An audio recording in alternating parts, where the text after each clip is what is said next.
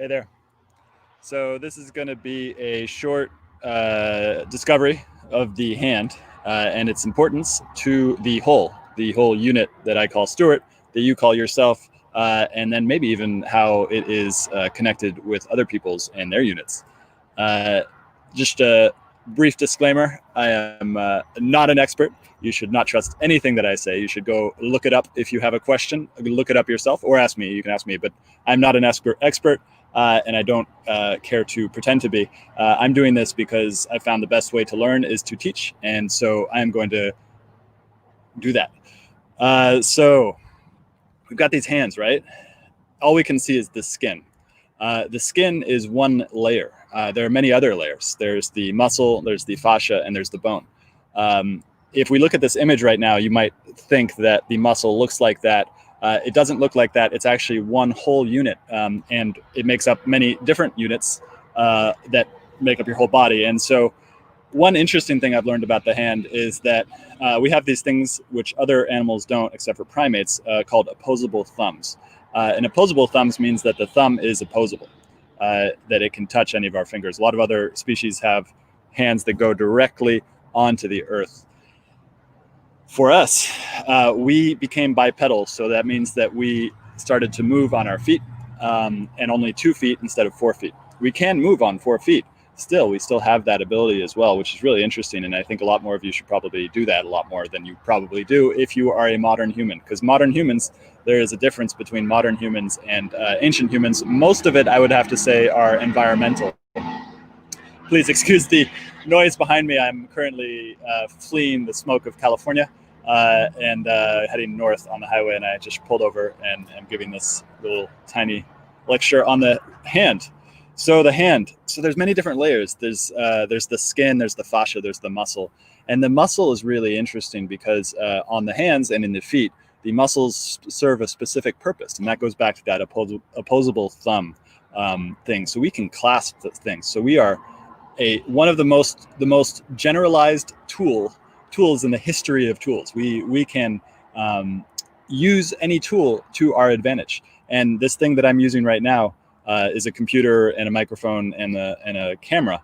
All of those things are very, very specialized tools, but humans are generalized tools. And this goes into something else that most people don't realize about the opposable thumb in the hands and their connection with the rest of the unit, is that they're connected to the prefrontal cortex. So the prefrontal cortex evolved along with the hand in order to become a generalized tool using being. And that just blows my mind. So I hope it blows your mind as well. And so what in the triune model of the brain is this front part, the prefrontal cortex, is the third layer. So there's 1 layer, 2 layer, and 3 layer. 1 layer is your autonomic nervous system. It's your basic fight or flight, kind of the one we share with pretty much all lizards and animals. And then there's 2, which we share with mammals. And I don't remember all the details of that. Well, that's why we have the internet here, and hopefully you can see my screen. I believe it's the cortex. Brain.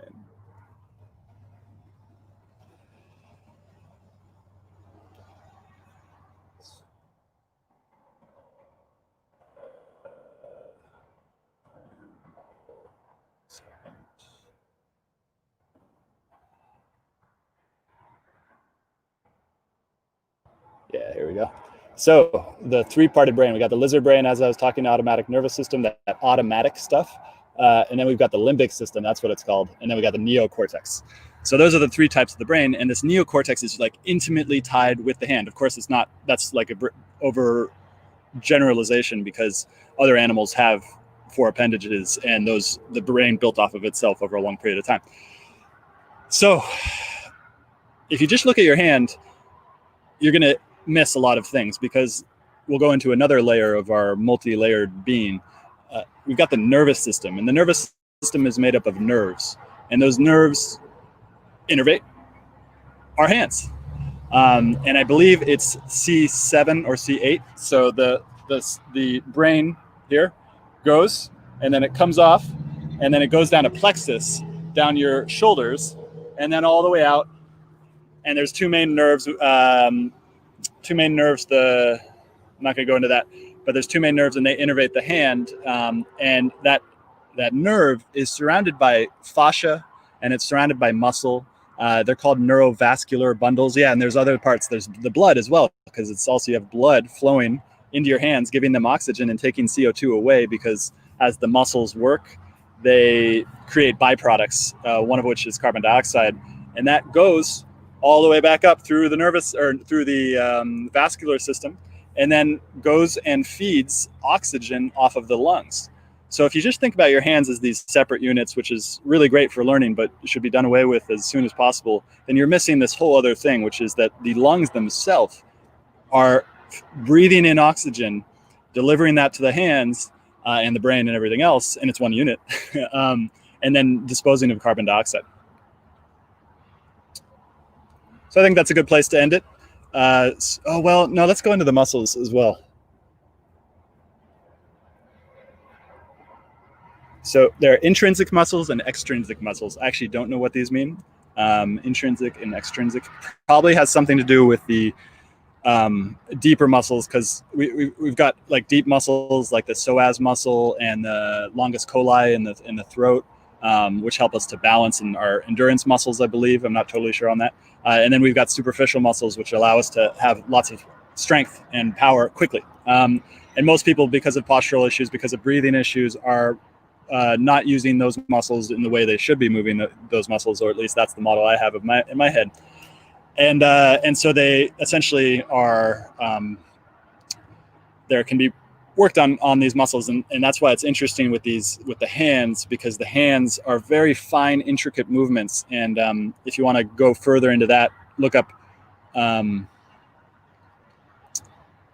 neurons and alpha neurons. And because there's different types of movement that require different types of neural messages. And so we have fine, intricate movements of the hands.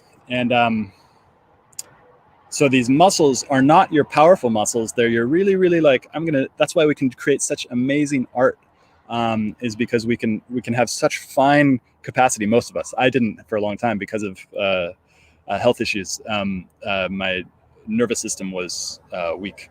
And not sensitive. And we can kind of use these fine, intricate movements to do really, really fine details. Let's look at one of those things. I'll show you an example.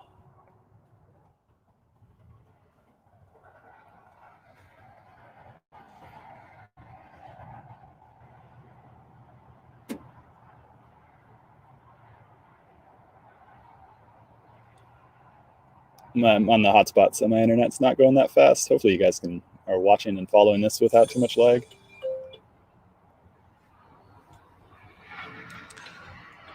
Look at how fine and intricate that is. So that's all for today. I hope you enjoyed this. I'm just doing this because I want to. Have a great day.